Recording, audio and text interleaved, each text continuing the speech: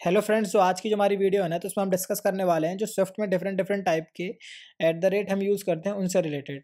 ठीक है, तो लेट्स से वी लाइक हम डिस्कार्डेबल रिजल्ट से स्टार्ट करते हैं। तो हमने एक क्लास बनाई करके यूज़र करके, ठीक है, यूज़र ना करके हमने कैलकुलेटर करके कोई क्लास बनाई।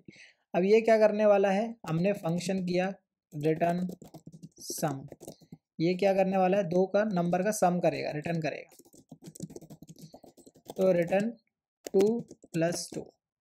अब हमने क्या किया, हमने एक और क्लास बनाई पैरेलली में, जो कि एक सैम्पल करके फाइल है, और फंक्शन कैलकुलेट करके हमने एक फंक्शन बनाया जिसमें हम क्या करने वाले हैं, इस रिटर्न सम को मतलब इसका इंस्टेंस बनाने वाले हैं। Let calculate is equals to में कैलकुलेट का हमने बनाया और calculate dot return some.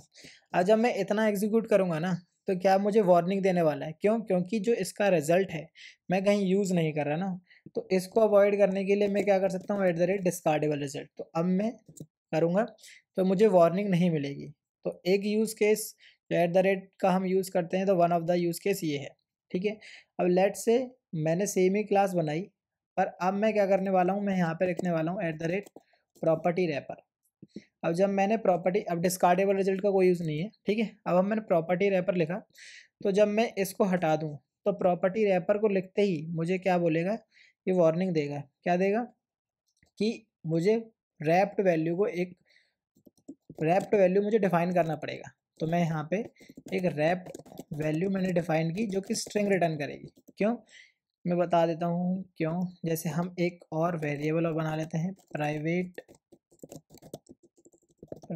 Set where number, कुछ भी हम लिख देते हैं, नंबर जैसे स्ट्रिंग है, इसकी डिफ़ॉल्ट वैल्यू स्ट्रिंग। अब ये जो करने वाला है, दो चीज़ करने वाला है। अगर गेट के केस में, ठीक है, गेट के केस में तो ये सिंपल कुछ नहीं करने वाला, ये नंबर रिटर्न करने वाला है, नंबर रिटर्न करने वाला है। और सेट के केस में ये जो नंबर में इनिशलाइज करने वाला है, new value dot trim dot white space.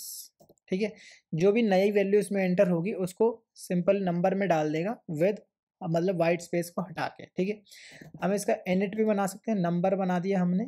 ठीक है, this dot wrapped value is equal to number. ठीक है, यहाँ पे भी यही रख लेते हैं सेम, कोई प्रॉब्लम नहीं है। अब मैं क्या करने वाला हूँ कि सेम मैंने फंक्शन बनाया, पर मैं इंस्टेंस किसका बनाने वाला हूँ, इसका नहीं बनाने वाला। ठीक है, अब मैं क्या करूँगा, मैं लेट से मैंने बनाया var name string is equals to this. ठीक है, तो मैंने क्या बनाया, एक नेम बनाया जिसकी डिफ़ॉल्ट वैल्यू मैंने ये दी। तो एक तो तरीका ये है, इसका मैं ऐसे कर सकता हूँ। दूसरा तरीका ये है कि मैं एट द रेट कैलकुलेट लिखूँ, यहाँ पे एट द रेट कैलकुलेट भी लिखूँ, तो भी यहाँ पे मुझे वार्निंग नहीं, एरर किसी तरह की नहीं आई। क्यों? क्योंकि मैंने प्रॉपर्टी रैपर बनाया, यहाँ पे मैंने डिफ़ॉल्ट वैल्यू दी है। इसको मैं यहाँ पे भी लिख सकता हूँ और यहाँ पे मैं डिफ़ॉल्ट वैल्यू भी दे सकता हूँ। ठीक है, अब मैं यहाँ पे नेम को वैल्यू प्रिंट करूँगा तो ये कैलकुलेट प्रिंट करेगा, क्योंकि मैंने यहाँ पे डिफ़ॉल्ट वैल्यू कैलकुलेट दी है। ठीक है, तो वन ऑफ द यूज़ के जो हम प्रॉपर्टी मतलब एट द रेट का यूज़ करते हैं, तो वही है। तो अब हम इसकी जगह पे लिखने वाले हैं क्या, eight the rate dynamic member lookup. ठीक है, तो डायनेमिक मेंबर लुकअप को हटाने के बाद में यहाँ पे लिख देंगे, जब हम डायनेमिक मेंबर लुकअप लिखते हैं ना, तो हमें एक सबस्क्रिप्ट हमें डालना पड़ता है। सबस्क्रिप्ट डालना पड़ेगा जो कि कुछ भी रिटर्न कर सकता है। लेट से हमारे केस में वो स्ट्रिंग रिटर्न करने वाला है।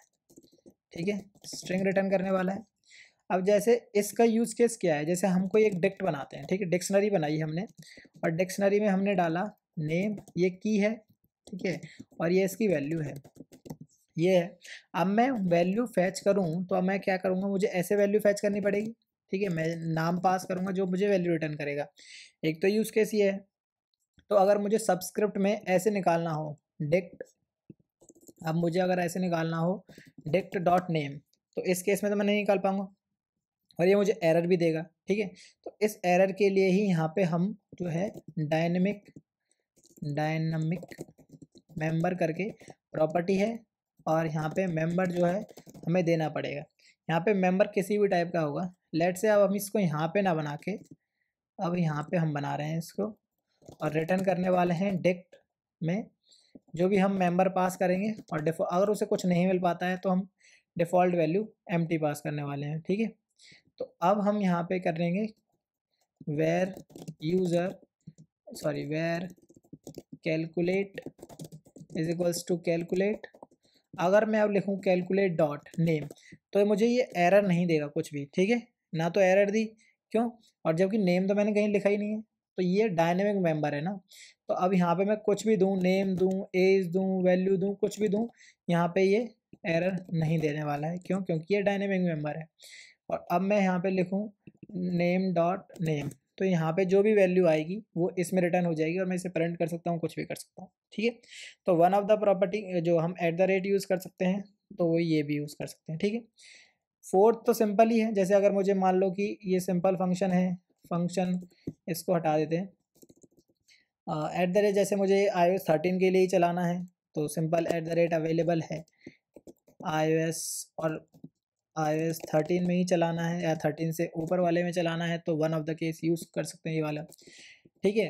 दूसरा let's say one of the like एक और है हमारे पास, जैसे @main, जैसे हम ये यूज़ करते हैं @main, तो इसका यूज़ केस बस ये है कि ये एंट्री पॉइंट है किसी भी प्रोग्राम का, किसी प्रोजेक्ट का एंट्री पॉइंट है, तो यहीं से एग्जीक्यूशन स्टार्ट होने वाला है, वो है इसके लिए। जैसे कई बार हम अननोन डिफ़ॉल्ट भी यूज़ करते हैं, जैसे जब कोई हम फ्रोजन इनम्स के केस में यूज़ करते हैं तो उसमें नया कोई केस अराइज नहीं होगा। जैसे अब मैंने कोई बनाया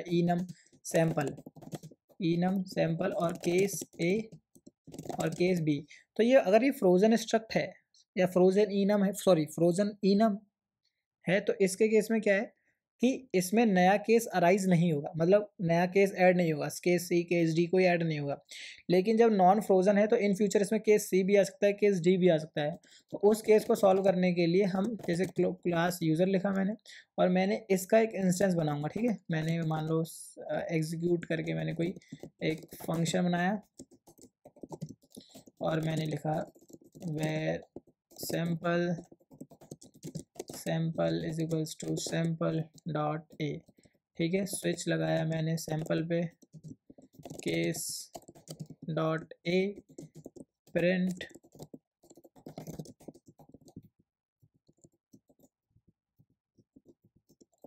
केस डॉट बी प्रिंट, ठीक है। अगर ये फ्रोजन इनम है तो कोई प्रॉब्लम नहीं है, इसमें कोई वार्निंग नहीं आएगी, कोई एरर नहीं आएगी, ठीक है। कांस्टेंट के केस में कि मैंने डिफ़ॉल्ट वैल्यू दी है, ठीक है, कांस्टेंट। अगर लेकिन इन फ्यूचर अगर इसमें कोई वैल्यू ऐड होती है सी, तो उस केस में हम क्या क्या यूज़ करते हैं, हम यूज़ करते हैं @default अननोन @unknown default, कि मतलब किसी तरह की कोई वार्निंग ना आए, किसी तरह का कोई फेलियर ना हो, तो उसके केस में यहाँ पर केस यहाँ पे आएगा, ठीक है। तो इस तरह के हम यूज़ करते हैं स्विफ्ट में, ठीक है। तो इस वीडियो में बस इतना ही था। अच्छी लगी हो तो लाइक वाइक कर लेना और ज़्यादा अच्छी लगी हो सब्सक्राइब कर लेना। तो मिलते हैं नेक्स्ट वीडियो में।